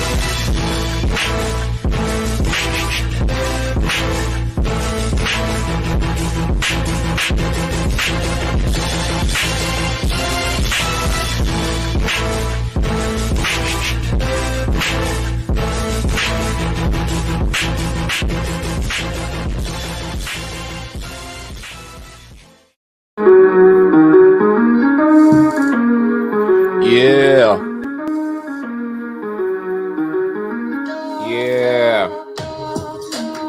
And we're back at the Rick T Podcast, Season 2, Episode 36. It's almost the end of the NFL 2021-2022 season. Gonna move on to the off season. Gonna move on to the 2022-23 season coming up right around the corner, man. But like I said, welcome back to the Rick T Podcast, Season 2, Episode 36 with your boys, Eric Holmes, Justin Sanchez, and Sergio Spinks, man. Let's get into it. Like I said on the before break, it's time to get into a very first segment of this weekend's bets. And I did go ahead and take a couple notes. I took your guys' bets along with one of Tony's bets so we could use it for the segment tonight, man. So let's go ahead and look at Tony's bet. He only had one, but let's see what it was, bro. So he had the Green Bay Packers money line, Deebo Samuel anytime touchdown score, Devontae Adams anytime touchdown score, and 4+ passing touchdowns for Aaron Rodgers. So let's go ahead and see if this bet hit real quick. Aaron Rodgers had no touchdown passes, so he failed. Green Bay lost, so he failed. Deebo Didn't score. Deebo did not score, so he failed, and neither did Devontae Adams. Man. This bet did not hit, not one bit, Tony. That's tough. That's fucking rough. Sorry about it, bud. Moving on. get into Justin Sanchez's bets, man. Let's starting off with this one on the right. Green Bay Packers money line failed. Elijah Mitchell anytime touchdown failed. Green Bay Packers double result failed. And Devontae Adams 2 touchdown score fucking failed. And that one hurts as well, man. $4.25 for an $84.63 payout. We did not hit it, man. But Justin also had another one, and this one is still alive, I believe. Tell me if I'm wrong, Justin. No, Tevin James lost? Yep, Trevin Giles lost. What? Decisions. But said Nagamadov won, and Michael Pereira is fighting now. So still got Brandon Moreno and Francis Ngannou coming up next. But that parlay is toast. Damn, bruh. Another one bites the dust. Yeah, literally another one bites the dust. Hey, and another one gone, another one gone. Hey, continuing with this weekend's bets, man. Moving on to mine. Let's talk about them, bro. Green Bay Packers spread -5.5 failed. Deebo Samuel's anytime touchdown score failed. Kyle Juszczyk anytime touchdown score failed, man. $5 payout for $306.76 payout. That one hurts. I also had another one, just in case this one did fail. Green Bay Packers money line failed. Under 47.5 points, that hit. Aaron Jones touchdown score, that hit. Deebo Samuel anytime touchdown score failed. Deebo Samuel 25 rushing yards, that one definitely passed. I can promise you on that one. A.J. Dillon 40 plus rushing yards. Just real quickly, A.J. Dillon had 25, so he failed that as well. And then going back to the last one, Deebo Samuel had 39 rushing yards, so he passed that. And Devontae Adams 100 plus receiving yards. He did finish with 9 receptions and 90 yards. Damn, so failed. Not a good night for the bets this weekend, bets, bro. But we do have one more day that we can also throw that on. But let's move on to Sergio's bets. Starting off with you, brother. Each team to score 1 touchdown and 1 field goal in each half. $3 for a $48 payout. Did that hit, Serge? No. No. He said, no. It didn't hit. Moving on to this one, man. $5 for a $418 payout, bro. Deebo Samuel anytime touchdown score failed. Home total points in the first half over 13.5 failed. San Francisco and then Green Bay Packers double result. That one almost hit, but Green Bay let it go at the end. And then Devontae Adams anytime touchdown score failed. Damn, bro, it was a bad night for weekend bets. I can't lie. Moving on to your last and final bet of the night. Cincinnati Bengals money line. You had that one. San Francisco 49ers money line. You had that one. You're going with the Rams for tomorrow and the Buffalo Bills. This one could be a big hit. $3 for a $111 payout. Both of the games that you had today, at least, were the underdog teams winning. And you hit. So tomorrow they got to. They almost are destined to Does it give you a cash out? No cashing out over here. None. No cashing. Justin almost cashed out earlier, and I know his ass wishes he would have. Dude, I had a 9-leg basketball parlay. 5 of them hit. Actually 7 of them hit. 8 of them hit. I only lost 1. But the one I lost, I should have cashed out. They lost by 1. They 80-something bucks, and he put $3 in there. 3. Yeah, maybe I should check mine. Yeah. He's like, just in case they might be offering me 100 plus the way this shit's been. If they're offering at least 60, 70, I might have to make the cash out. Me and Justin are sitting here. Literally, we're sitting on fucking FaceTime, and he's like, bro, this game they're down by 3, but they're offering me an $80-something cash out, and I only put $3 in here. My ass was like, don't be a bitch. Just keep it going. Don't cash out, bro. Just keep it going. That team ended up losing 49-50. So I can cash out $1. You can cash out what? $15 profit. I'm going for it all, man. Yeah, I was about to say you might as well let that one ride, especially because your bets. If I pull these back up, Serge, in that your first 2 games were the risky ones. The Rams winning tomorrow and the Bills winning tomorrow, those could possibly be easy for both teams. Yes, exactly. That's why I'm like, you are going against Tom Brady though. But bro, the Buccaneers are hurt, bro. They're the most injured team in the playoffs, bro. I could hear that. I mean, no Godwin, No AB, Perryman. no fucking Fournette. They No barely Fournette. They barely have Rojo back there. Like Ronald Jones they're is out. struggling. Yeah, they're struggling in fucking Tampa right now. You're right on that. They got their starting tackle, the starting center might not play tomorrow. They're hurt, bro. That's why I think the Rams can really. We'll talk about it in Pickms. We'll talk about it more, man. But that was this weekend's bets. Speaking of that, real quick, guys, and I know we didn't really plan to do this. I'm actually gonna place a bet live right now on FanDuel for the game tomorrow. Just to add on to this weekend's bets. So let me go ahead and log in real quick. Yeah, I'm gonna have to do the same because I need to. I like it. So I'm gonna bet these games separately real quick. I'm gonna go with the LA Rams, Tampa Bay Buccaneers first. I'm gonna ride with you, sirs. I'm taking the underdogs. I'm gonna go Rams, the plus 124 money line. Anytime touchdown score. Let's go. I'm gonna pick Cam Akers and Odell Beckham. Low key, just because he's been eaten. I'm gonna ride with them. On yours, does it show Leonard Fournette as an anytime touchdown scorer? Yeah, does it show him for you? Yeah, that's weird. Is he playing tomorrow? Nah, I think he's on IR. Let me check. I thought he was too. Unless they took him off, like. Yeah, and he's at a plus 175. That's higher than Keyshawn Vaughn right now. What? Yeah, bro. That's weird. That's mad weird. But yeah, I'm gonna go with Cam Akers, Odell Beckham. Let's go Matt Stafford alt passing yards because I trust Matt Stafford. I actually trust both quarterbacks in this game to sling Cookie. Yeah. Let's And go it should Matt be warm, Stafford. right? Yeah, it's in Tampa. Yeah, it should be warm. The most they'll get is maybe a little bit of rain, but So playoff Lenny is back. he is back. What? Oh yeah, Matt Faraci saying Fournette is back. Wow, I had no clue. Playoff Lenny, He's baby. not on IR list no more. I still ain't riding Plug with him him in. though. You But are I you mean- plugging him in, Justin? I'm not betting right now, man. I'm a little hurt from that one. But if Really, you were, would we'll you plug him see. in? Honestly, yeah, it's playoff Lenny. No Rojo. They're definitely gonna look for him.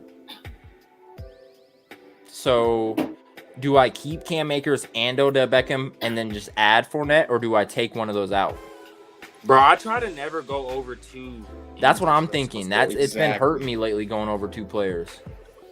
Running back seemed to be the one because I had Joe Mixon and AJ Dillon to score today, and they both hit. But You're right. You know, I didn't win anything. But You've inspired me. I'm gonna go Cam Akers and Lenny Fournette.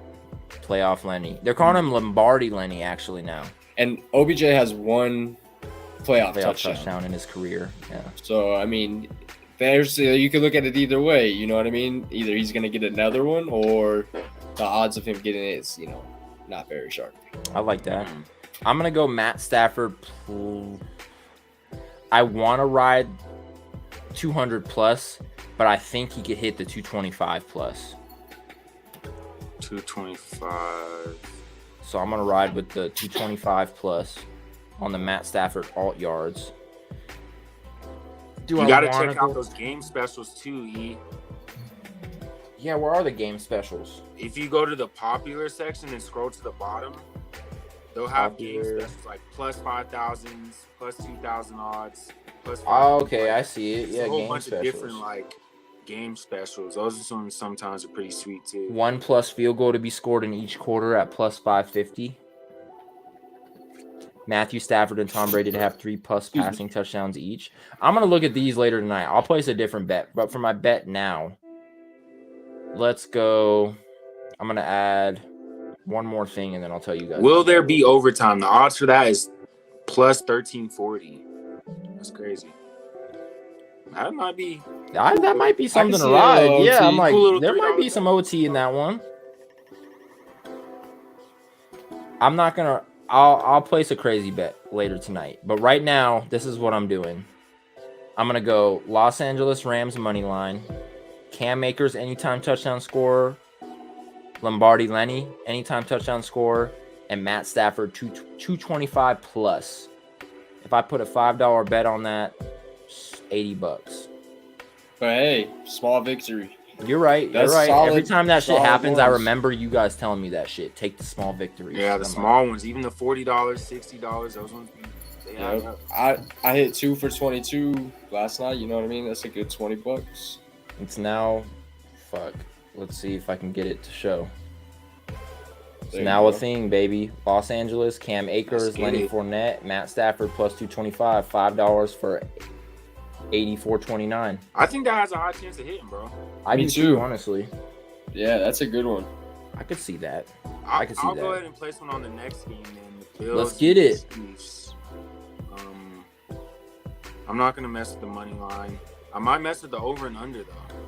Especially in this one. Over 54. I'd hammer over. Anytime touchdown score. Let's see. So I try to stick. I'm gonna just stick to the Buccaneer side of the ball, even though I got the Rams winning, right? Mm-hmm. Which is kind of maybe suspect. I might be putting a little bit of energy out on the Bucs, but I don't know. Betting on who's gonna score for the Bills is hard. It's a little hard for me.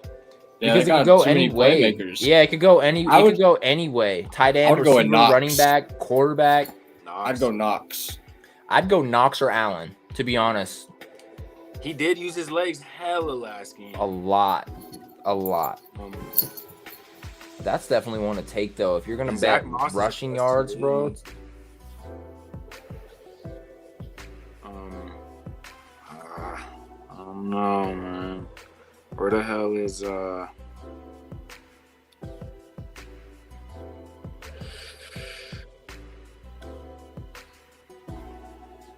go ahead and do the Bills side. I can't lie, this background music makes everything just chill as fuck, doesn't it? Yeah, I know, right? Where's that music even coming from? Bro, they just updated StreamYard, so now you can have background music playing throughout the show. So I've just been like clicking different songs to just see how they vibe, bro. But it's fucking a vibe, bro. I like it. Let's see, Matt Farachi saying Aaron is mid in the playoffs. Rodgers. Ooh. Aaron only has one Super Bowl championship. Rodgers. Only one ring, Rodgers. Aaron will be hosting Jeopardy next. Rodgers. Aaron will be hosting Jeopardy by May. Rodgers. Dawson Knox. Okay, I'm gonna have Dawson Knox be an anytime touchdown score. I like that one. I'm gonna smash the over. Have to. Player passing yards. I mean, 280, 281 for 280 for Josh Allen, 281.5 for Mahomes. Fuck, bro. Yeah, this one's hard. This one's tough because the Bills really do have a good defense, man. And the way the Chiefs have been playing, it's like I think they might be able to shut down Mahomes a little bit. But I mean, think about it. Like the way the Bills were on when they beat the Chiefs is the same way they looked to get here. You know what I mean? So yeah, I could definitely see him winning. You know how they looked against the Patriots, you know what I mean? That's the same way they looked against the Chiefs to start, you know, so yeah, just roll over out the whole entire start to finish. Yeah, they look like Super Bowl contenders. Total touchdowns scored. Over or under 6.5. 7 touchdowns, that's what 7 times 7, 49. Look at this motherfucker. Look at this shit. That's the same way they looked against the Chiefs. Hey, what up, Tony? Yeah, they look like Super Bowl contenders. What's up with you, bro? You can't talk? Yeah. He's like, I'm laggy in the chat, so fuck this. I'm joining in. He's like, I gotta hear this shit straight up. Yeah, man, we're just making our bets on the Kansas City Buffalo game tomorrow. I'm letting our guy Sergio take the reins on this one. Okay. So over 54 points. Dawson Knox anytime touchdown score. Might even put in a Josh Allen TV score. I did. You have to almost. Josh Allen is gonna get his regardless. So I'm at 3 legs right now. I think I might try to make it a 4-leg. Let's see.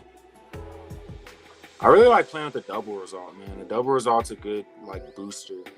Especially like like I get I didn't hit the double result today, but if like all Green Bay had to do was kick a fucking field goal and I would have won that, like that would have hit. You know what I'm saying? And they decided to go for 2, and then Cincinnati scored again. Like it wasn't it, bro. It definitely was not it. You know what I'm saying? So okay, I think the Bills might outright win this game. yeah, do money line, not spread. I wouldn't do the spread. Yeah, no spread. Yeah, the spread always fucks shit up in it. But the spread's one and a half points. So like, well, imagine the people who took the spread for tonight's game. Imagine if they took San Fran for the -3.5 spread or whatever the fuck it was. You know what I'm saying? Like that probably hit so fat. But at the same time, I didn't expect that game to be that close at all. Yeah, me neither. okay, so I'm gonna just go ahead and do a 4-leg over 54. Dawson Knox anytime TD score. Josh Allen anytime TD score, and then Buffalo Bills money line. Let's see, $5 bet 82. I might bump it up to 7, just to bump it up above 100. $7 bet to win 115.83. I think I like this one. I'm gonna go ahead and place this bet. I like that too. Do it. Let it ride. How much you putting on it? Let me show the people. $7. Not bad. I like it. So here we go. If I can, there we go. And Yes, sir. Easy little $5 real quick. Or 7, sorry. That's going to be nice if that hits, though. That's going to be real nice if it hits. Bro, look at this from earlier. Let's see if it shows up.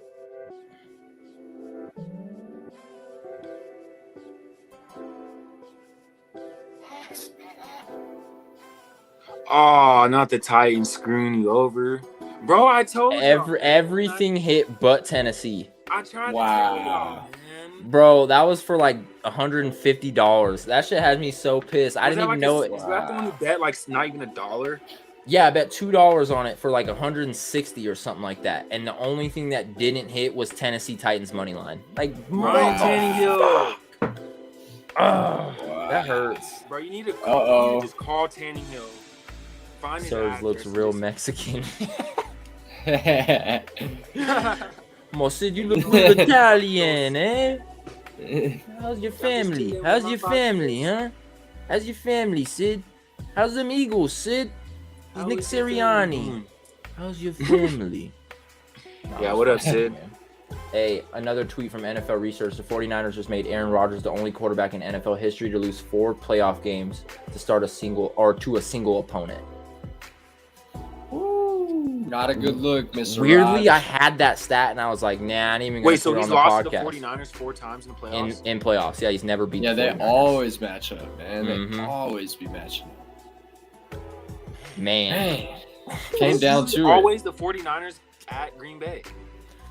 Literally, 49ers at Green Bay, and they'll go to Lambeau Field and smack them dudes. Oh, yeah. And I wouldn't say it was a smacking, but Who damn, thought bro. Aaron Rodgers would have lost tonight? Hey, while we're on bets real quick, let me give a quick update. Please. So let's see if we can show you guys here. So I got San Diego, Boise, St. Mary's, and Stanford. St. Mary's, Boise, and San Diego have won. Looks like I just got Stanford there. So hopefully I get that. And then San Diego, Boise State, Montana State, St. Mary's, and Stanford. All these games have hit except for Stanford. So let's go. I've been riding high on the college basketball, and it seems to pay off really good. Okay. Let's go Let's hope I can hit it. Let's go Stanford. Let's go Stanford. How much time is left in that game? Stanford, it's still first half. 6 minutes left in the first half. Yep. I like Yes, that. sir. Makes a lot of sense, bro. But let's get off the bets. Let's move on. We do have Quit roasting me, Sid, bro. oh, why Yeah, Justin's these damn brow so damn caterpillars, thick and boy. black. It's like something else, you know? Oh, that was weird. Yeah. Easy. I'm just playing with you, man. Let's get into it, bro. We do have our NFL trivia. Just trying to find our little trivia Jeopardy song right here real quick. Am I tripping? Nope. Found it. Let's get into it. Ricky Podcast, NFL Trivia. We only have 3 questions tonight, but I will go ahead and say, if you get all 3 of these questions right, whether it's one of you two or whether it's somebody in chat, a big-ass bag of gummy bears is coming your way. Okay. A big-ass bag of gummy bears is coming your way. All you got to do is answer 3 questions, 3 NFL trivia questions the right way, man. So let's get into it here with the Ricky Podcast. NFL Trivia, the divisional round version. And I will say, these questions have nothing to do with the divisional round or playoffs. So, and they could be easy. Just stay out of banners, Justin. Stay out of banners. Here we go. Question number 1, fellas. And this is for chat and you guys as well. Hey, hold up real quick. 49ers shouldn't be this far. I agree. Pause, but shout out to all y'all for all y'all love following you guys. Keep up the good ass work. Sid.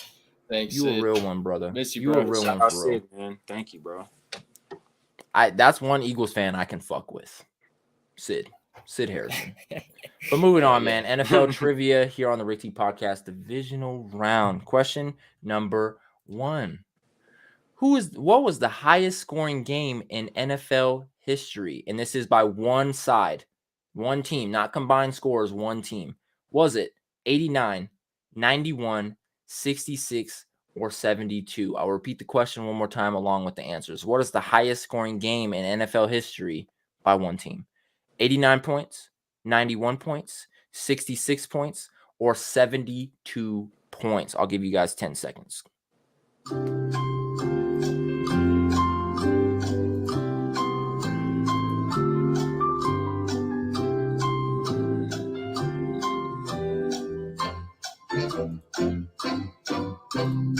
And we are back at it. Let's go ahead and hit chat real quick for some answers. What is the highest scoring game in NFL history? 89, 91, 66, or 72 points? Our first answer in the chat is our guy Astro. And as you guys know, this guy is a trivia guru.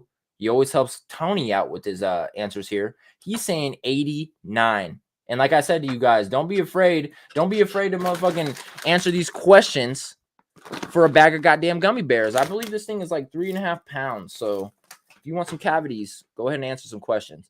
My guy Tony is saying backstage 72.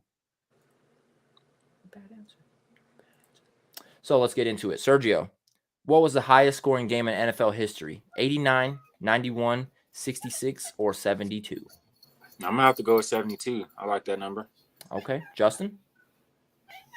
66. 66. What was the highest scoring game in NFL history according to one side of one team? The Washington Redskins had a 72-point game in 1966, so the answer is 72. Shout out to my guy Tony. Shout out to my guy Sergio. Astro. Sorry, bud. Justin. I'm sorry, bud. But let's move on. Didn't hit. Sergio starting off 1-0. Justin. You will have no gummy bears in your fucking future. But that's okay. You don't need them. You don't need them. Question number 2. Who won the Super Bowl in 2010? Was it the New Orleans Saints, the Green Bay Packers, the San Francisco 49ers, or the Chicago Bears? One more time. Who won the Super Bowl in 2010? Was it the Saints, Packers, Niners, or Bears? 10 seconds. Hold up.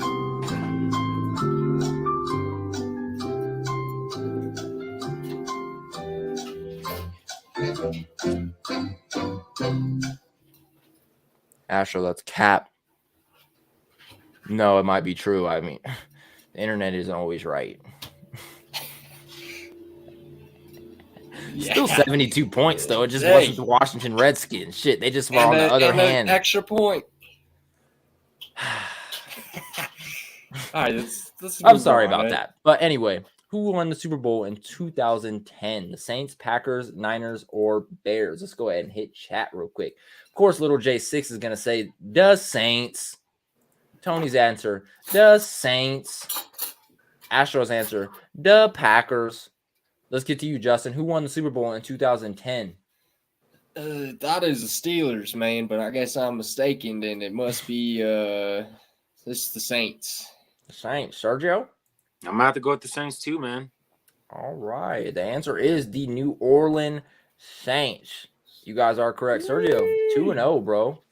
2-0. You cheating? You know I like to accuse people of cheating. I know for Tony's dancing backstage, he's cheating for fucking sure. I don't even gotta question it. He's probably hitting these banners just cheating.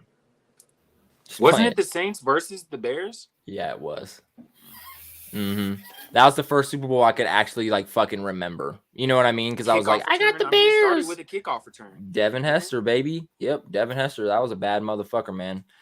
So for the third and final question of the Rick T Podcast NFL Trivia here on January 22nd, 2022. It is my birthday week, actually. Now that I think about it, shit. Hey, yep, let's You go. getting old, Early man. birthday. You getting old. 3.5 pounds. Gummy bears. Oh, it was Saints and Colts. That's what it was. Yeah, the Colts. That was still a fucking pretty good Super Bowl. Happy birthday. Thank you, my guy Astro. Love you, man. Love the support. 3.5 pounds of hardball gummy bears. You guys got to go ahead and fight for your right to gummy. You know what I'm saying? Fight for your right to get these motherfucking gummy bears to your crib right here through the NFL Trivia. Let's get into it. Third and final question. This could be easy. This could be harder. But the question is, what is the shortest kick ever missed by an NFL kicker? The answers are 2 yards, 6 yards, 12 yards, or 21 yards. What is the shortest kick ever missed by an NFL kicker? 2, 6, 12, or 21? 10 seconds, fellas.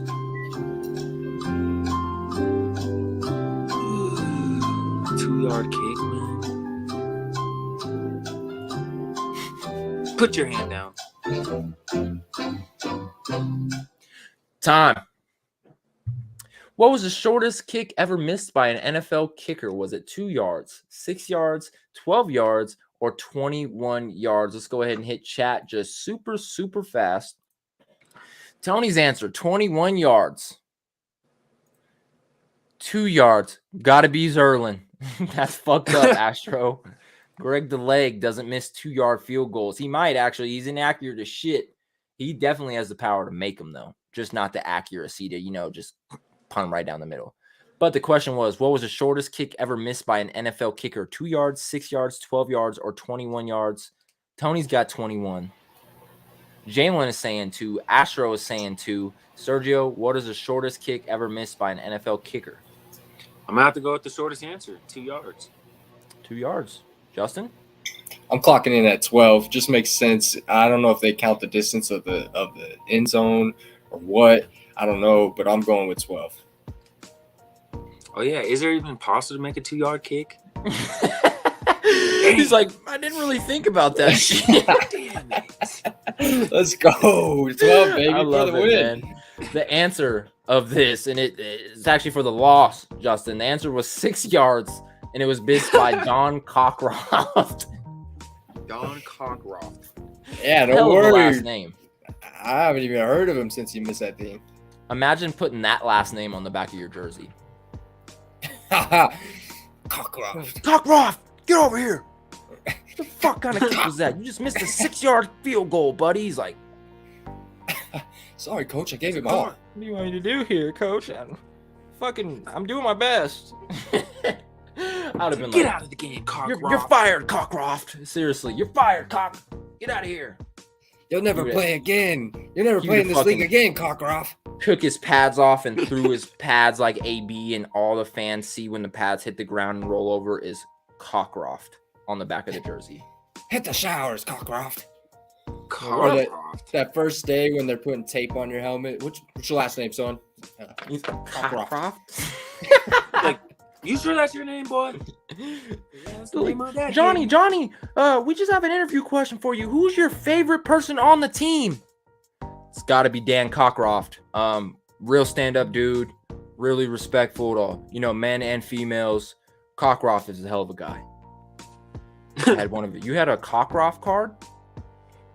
Yeah, that's crazy. It was before they moved the post. Yeah, because remember the field goal used to be at the front of the end zone. Come on now. Come on now. You boys are really showing your age. Well, I don't remember shit like that. I don't even think my dad would remember shit like that. But hey, fuck it, man. That was the NFL trivia here on the Rick T podcast. Did anyone January guess all three? 22nd. No, I don't think so. Justin went like one for 3. I know Astro missed at least one because he said 2 yards for Greg Zerlin missing the field goal. And then Serge, you missed that last one too. I know where you live. And I know where you gummies are. So I'm gonna get them fucking gummy bears, baby. I'm like, you better protect them with all your might, boy. I guess since no one went 3 for 3, I'll just The seal's off. Well, these ones, like, what do you think I'm gonna fucking send you my bag? No, I'm just. He sends them there like halfway. He's like, dude, what the heck, man? I'm like, yeah, man, these gummy bears could be yours. Jalen said he was 3-0. Bullshit. Give me my gummy bear. You lying. I don't believe shit Jalen says. Jalen could tell me the sky is up and blue, and I'd be like, lies. Cap. But man, it's time for our Rick T podcast NFL trivia, or not NFL trivia, NFL pick'ems. 2 games, last 2 games of the divisional round. One of these teams that we're looking at, we're about to talk about right now, will be a contender for the Super Bowl 52 here in February. So let's go ahead and get right into it, man. That's not even the right goddamn game. We just watched how that went. Let's go Niners. Let's go Niners. Seen that one. Believe it, man. Starting here. Serge, we'll get your pick 'em first. We can just keep these nice and simple. Rams rank 4 at Buccaneers rank 1. Bucks minus 2.5. Over under 47.5. Tomorrow, 3 p.m. Eastern, 1 p.m. Mountain Standard Time. Who you got in this one, Serge? I'm gonna go with the Rams, man. I'm liking how the Rams have been playing last few weeks. Buccaneers they're dealing with a very slim depth chart right now. As I'm looking now, Tom Brady's working with hold on. Mike Evans, Scotty Miller, and Tyler Johnson. Woo. And John Brown. So those are going to be the receivers he's going to be dealing with, which I can still see him working around that. But Mike Evans is going to have one hell of a game, which I don't think he's really had one hell of a game in a few weeks. So I think Gronkowski and Brady's going to be his main targets. And the fact that Leonard Fournette is back kind of almost wants me to change my mind just a little bit. But it's still the Rams, bro. It's Aaron Donald, Jalen Ramsey, Cam Tyler Akers, Knapp, David Long Jr. I mean, they're stacked. I got the Rams, bro. And honestly, I got the Rams winning it all, man. I like it. Whoever wins this matchup is going to win it all, you think? I think is going to be the champion. I could see that as well. Rams rank 4 at Bucks rank 1. Bucks minus 2.5 favorite. Over under 47.5. Honestly, the minute that I seen Cam Akers put his shoulder down on Budda Baker last week and send him to the ER, I knew that the Rams were different. I said, this guy had a torn ACL a couple months ago, and now he is sending people to the hospital on the defensive side of the ball. Like, get the fuck out of here, bro. The Rams are different, bro. They got Odell Beckham finally keen again. He's finally back to his New York LSU Odell Beckham mode. He left to Cleveland in Cleveland. They got Cam Akers. They got Sonny Michel. Matt Stafford is Matt Stafford. And let's not forget about the receiving leader in all fucking 7 categories, Cooper Kupp.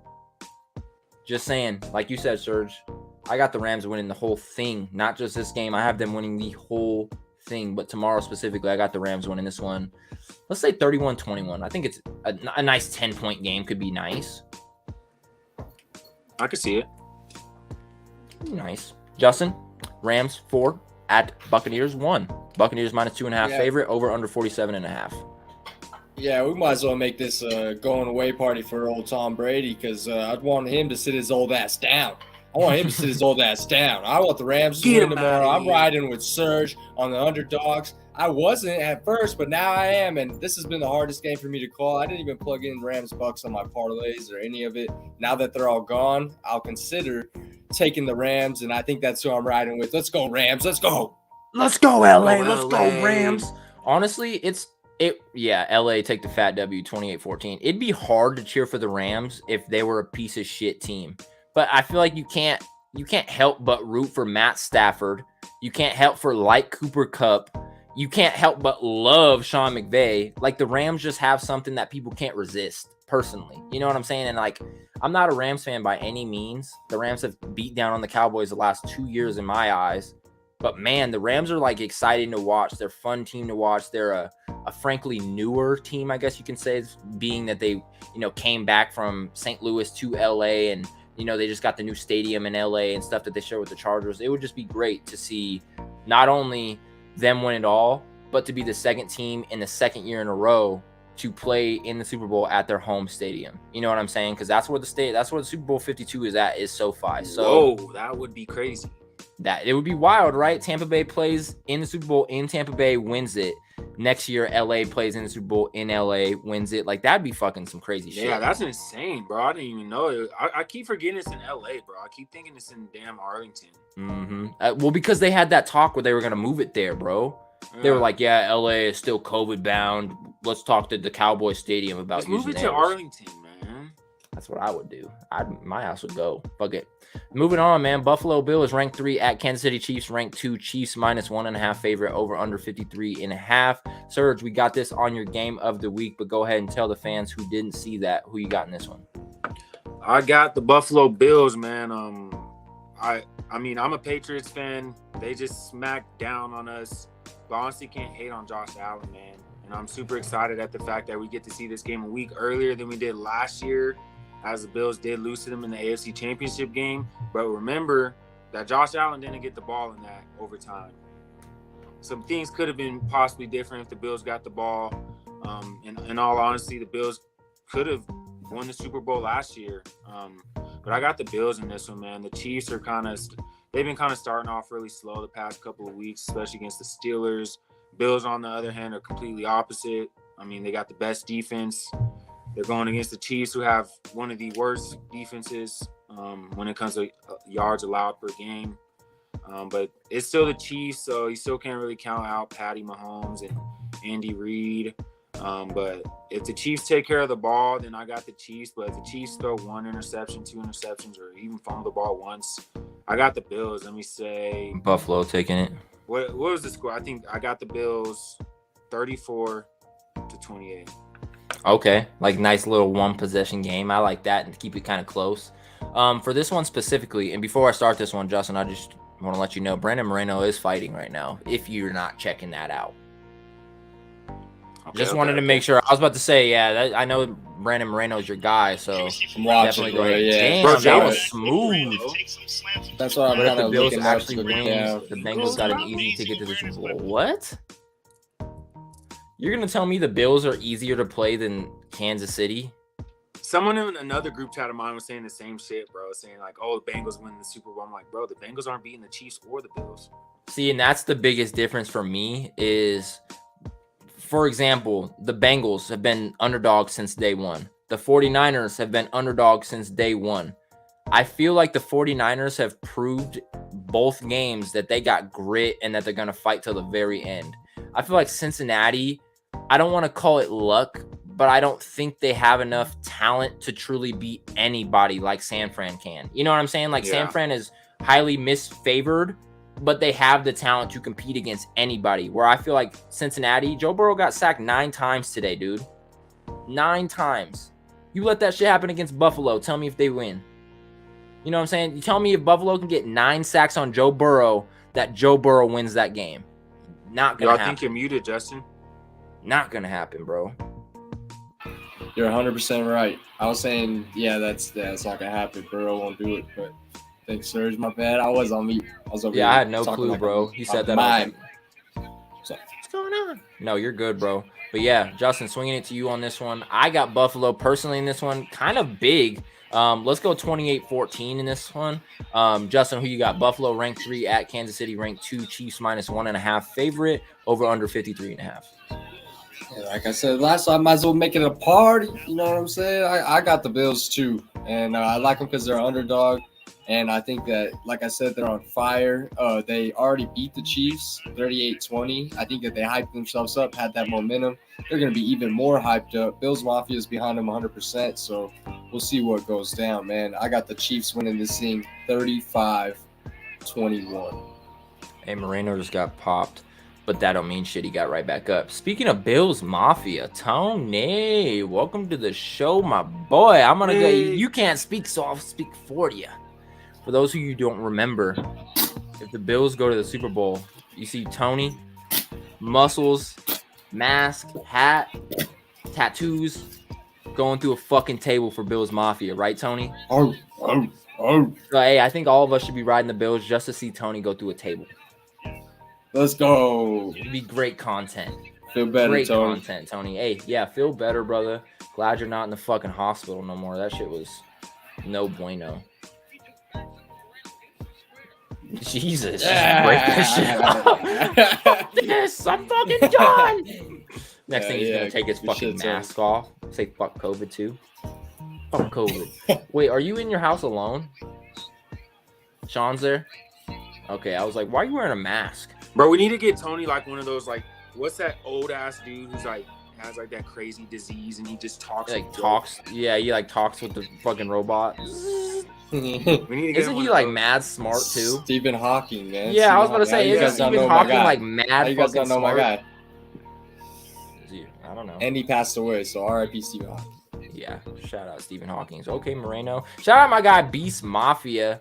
He said, "Let's fucking go, Tony." I think he's cheering for everyone who gets Beast COVID. Mafia. Beast Mafia, baby. I think he supports COVID. Anyway, thank you guys for tuning in to the Rick T Podcast Season 2, Episode 36 with our guys, Justin Sanchez, Eric Holmes, Sergio Spinks, and special guest appearance from our guy, Tony K from the COVID basement.